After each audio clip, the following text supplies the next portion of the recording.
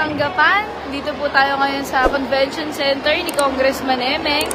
At ayan, meron po tayong movie na pinapalabas para po sa mga kabataan na magpapatuli ngayong araw. Ayan. Okay, so itutour ko po kayo.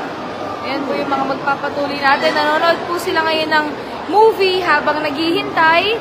Tapos, andito po yung ating, yan, yung tulian. Yan, bawal pong makita sila. Pero alam niyo po kung ano yung kakaiba? Tawak, excuse me, tawak po. Yan. Ano po kung ano yung... Okay na po. So, dito po, ayan, makikita nyo kayo yung movie natin. Ang palabas ang gano'n. So, dito yung movie. Ito ang tinong sa inyo.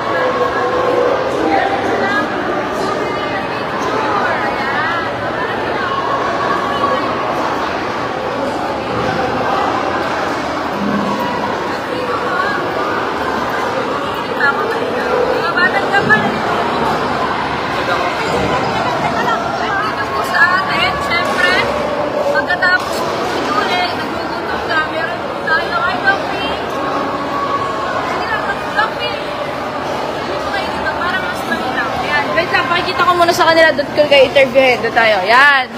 Meron pong libreng hotdog. O, diba? Thank you po, no glitch. Salamat po sa inyong hotdog booth. May gulaman. O, diba? Pagkatapos po niyan, meron ding libreng popcorn. Ayan yung libreng popcorn. O, ba't nakapila yung mga nanay? Hindi makalakad yung mga anak. Ayan po. May libreng popcorn. Tapos... ito po yung bongga sa lahat. O, syempre, di ba?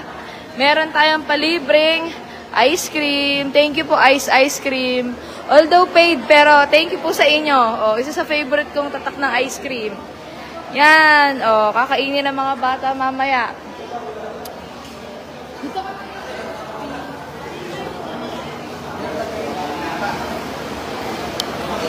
Okay po. Doc P!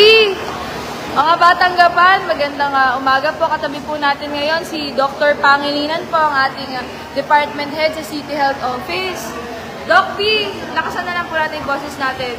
Question ko po, aside from, kasi yun yung iniisip ko kayo na, bilang Pilipino, di po ba parang sinasabi natin pag tuloy na yun ang tuloy na lalaki.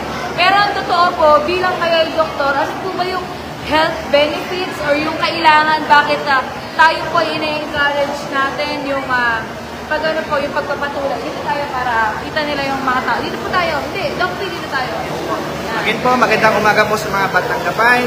Tama po si Mayor Joyce. Tuturan po na po mga Pilipino magpatuli. Pero meron po yung health na concern po. Kaya po natin tinutuli ang mga bata sa circumcise. Kasi po, ang ani po na isang bata, mga kapuan, yung pinatawag na foreskin. So yung po yung inaayos po natin para kapag po nagbinata po sa bata, hindi po siya makakaroon ng urinary tract infection. UTI. Yes. Prone to UTI pala yung mga hindi nagpapa-circumcise. Although, sa ibang bansa, hindi naman po to practice talaga, di ba? Yes, lalong-lalo na po sa mga kapartner po ng isang lalaki kapag hindi po sila na-circumcise. So siya po, pati rin po yung mga kapartner niya, prone po magkaroon ng infection. Okay. So, ang magiging benepisyo pala nito, pagtanda ng kabataan, yun pala yun, sa prone sa UTI, yung mga hindi pa natutuli. Okay po. So, Doc P, sa ngayon ba, sino lang yung pinakamatandang nagpapatuli?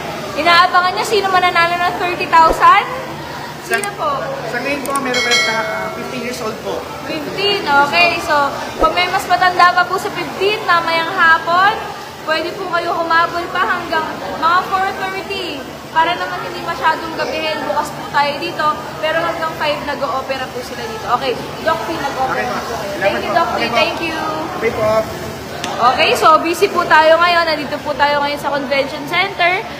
Full force po dito. Lahat po ng mga kasamahan nating empleyado sa City Hall, sa Health Department.